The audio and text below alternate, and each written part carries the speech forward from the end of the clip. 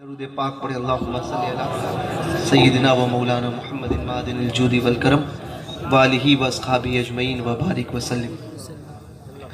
تو میں عرض کر رہا تھا کہ یہ حضور کا کرم، حضور جب کرم فرمانے پر آتے ہیں تو پھر اتنا عطا کرتے ہیں کہ انسان کی جھولیاں تنگ پڑ جائے، حضور کا کرم ختم نہ ہو۔ اور یہ کیا کم ہے کہ حضور نے ہمیں اپنا بنا کر رکھا ہے۔ اس سے بڑا کرم حضور کا کیا ہو سکتا ہے؟ میں نے ہزاروں کو دیکھا کہ جو سنیت پر تھے اور سنیت سے پھر گئے، کوئی منہاجیت کی طرف گیا، کوئی رافضیت کی طرف گیا، کوئی بد مذہبیت کی آڑ میں گیا، کوئی کفر بد مذہب، کوئی بد دین ہوا، کسی نے کفر کیا۔ یہ دیکھے ہوئی بات بتا رہا ہوں۔ کیا یہ حضور کا ہم پر کرم نہیں کہ ہمارے گناہوں کے باوجود بھی حضور نے ہمیں اپنے دین سے لگا کر رکھا؟ اس سے بڑی دولت حضور کی طرف سے ہمیں کیا مل سکتی ہے؟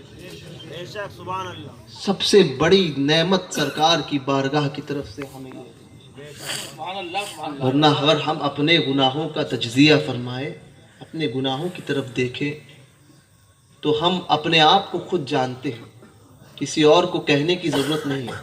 ایک انسان کو اس کے علاوہ، اس سے زیادہ انسانوں میں ظاہری طور پر کوئی نہیں جانتا۔ سرکاروں کی بات نہیں کرتا ہوں، خود کی بات کر رہا ہوں، عام انسان کی بات کر رہا ہوں۔ ہمارے حال کو ہمارے رب کے سوا کوئی نہیں جانتا۔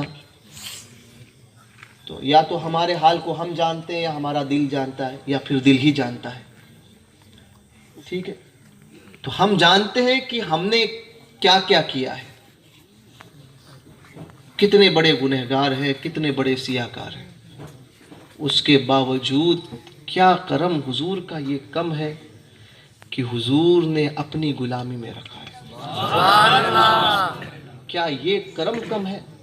اور اس کرم کے سامنے دنیا کی تمام نعمتیں قربان ہیں۔ اس کرم کے سامنے تمام نعمتیں، تمام دولتیں قربان ہیں کہ جو انسان دولت پا کر بھی حاصل نہیں کر سکتا،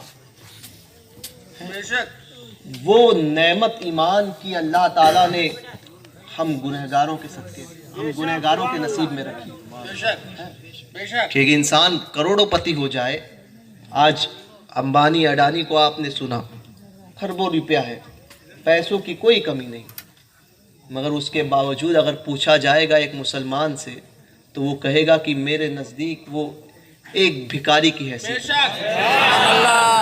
کیوں؟ کیونکہ جس دولت سے اللہ نے مجھے مالا مال کیا ہے وہ اس کے پاس نہیں ہے۔ وہ دولت ایمان ہے، اور یہی دولت آخرت میں کام آئے گی۔ اس کو یاد رکھیے، یہی دولت کام آئے گی۔ آپ کا بینک بیلنس، آپ کا سٹیٹس، آپ کا دنیا میں اٹھنا بیٹھنا چلنا پھرنا کوئی نہیں پوچھے گا، پوچھا جائے گا، دیکھا جائے گا تو صرف یہ کہ وہ دولت جو ایمان کی ہے، جس کو ہم کہتے ہیں جان ہے عشق مصطفیٰ، روز فزوں کرے خدا، جس کو ہو درد کا مزہ، نازِ دوا اٹھائے ہے۔ اور اللہ کی سرتابہ قدم شان ہے یہ، انسان نہیں انسان، وہ انسان ہے یہ۔